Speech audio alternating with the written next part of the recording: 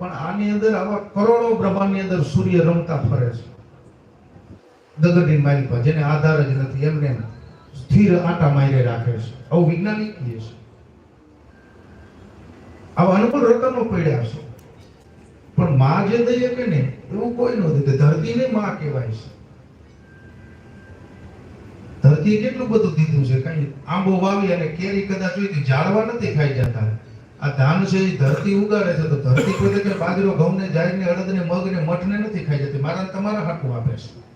ઘાસ એ કઈ એનું દૂધ નથી પી જતી. દરિયાના તળિયામાં જે મોતી પડ્યા છે એ દરિયો કઈ માળા કરી નથી પહેરતો. એની અંદર મરજીવા જઈને મોતી બહાર લઈ આવે છે, મને તમને વેચે છે, હું તમે પહેરી છે. મોંઘા હોય તોય એ મોતી ખવાય નહીં, હવફોઈ ખાય બાજરો ને ઘઉં. એ વાલા મારા આપે એટલું જ લઉં. મિલના માલિક કાંઈ એ તાકા પેરે નહીં, ઓઢે સૌ હવા. એ વાલા મારા આપે એટલું જ લઉં.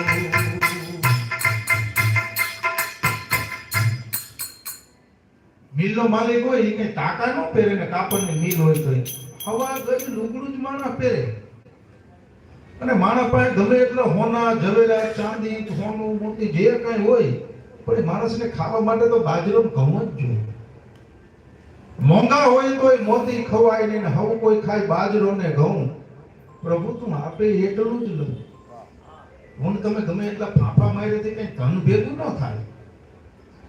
પૂર્વે પુન કા પ્રતાપ વૈભવ પાયા. જો તમારા ગયા જન્મના પુણ્ય હોય ને તો તમને આ જન્મની અંદર ધન મળે અને વૈભવ વાળી જિંદગી તમને જીવવાની જડે.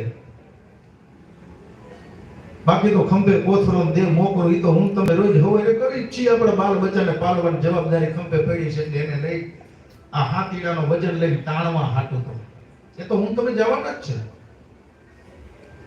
મહેનત કર કર મિલાય ખાવત નહીં ખિલાય, ભૌમે મેં ભરી ભાઈ સંપત સારી.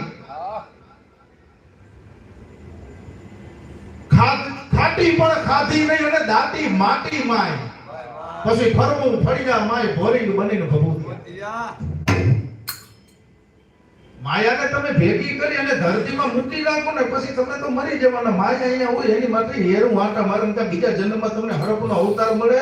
અને એ જે તમે મૂડી જમીનમાં દાયટી હોય ને એનું ધ્યાન રાખવા માટે પછી ફરવું ફળિયા માય.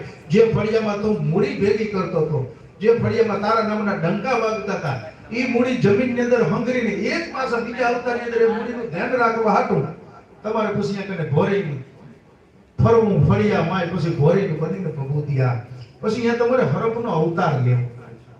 એટલે બહુ ધનને હંગરવાથી કઈ આપણે મહાન નથી થઈ જતા. હંગરે નહીં, એને વાપરી નખાય. બધું વાપરવા માટે છે. મહેનત કર કર મિલાય ખાવત નહીં ખિલાય, ભૂમિ મે ભરી ભાઈ સંપત સારી. અંતે કેસી બુરાય કામ ન આવત કમાય, અરે કરત હાય હાય નામ લે તન નારી. આખિર જમ હાથ જાય પૂરણ માં સજા પાય, કોક તો સહાય ઘાવ લાગત કારી. તજદને અભિમાન તાન મેરા તું કિહા માન, અંતે છૂટ જાત પ્રાણા છૂટી યારી. એટલી બધી મહેનત કરી અને ધન આપણે બધું ભેગું કર્યું હોય, બૈરું આપણી પાસે માગે થોડા ઘણા રૂપિયા આપો તો છોકરાને લુગડા લઈ દઉં, હું મારા હાટું લુગડા લઈ લઉં.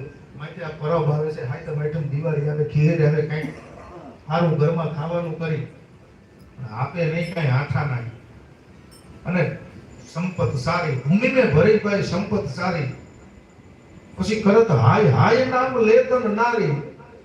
પછી એની બાયડી છાતી કૂટતી હોય તોય ધન ભેગું કરીને ને એવા માણસને પછી બીજા જન્મની અંદર હરપનો અવતાર મળે છે.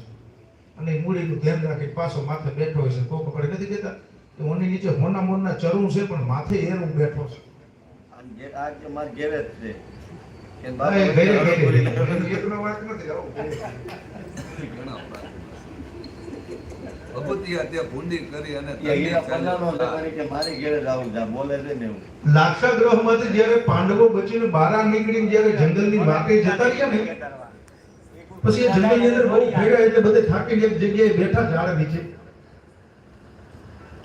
એટલે બધાને તરસ લાગી એટલે યુધિષ્ઠિરે નકુલને કીધું કે જાઓ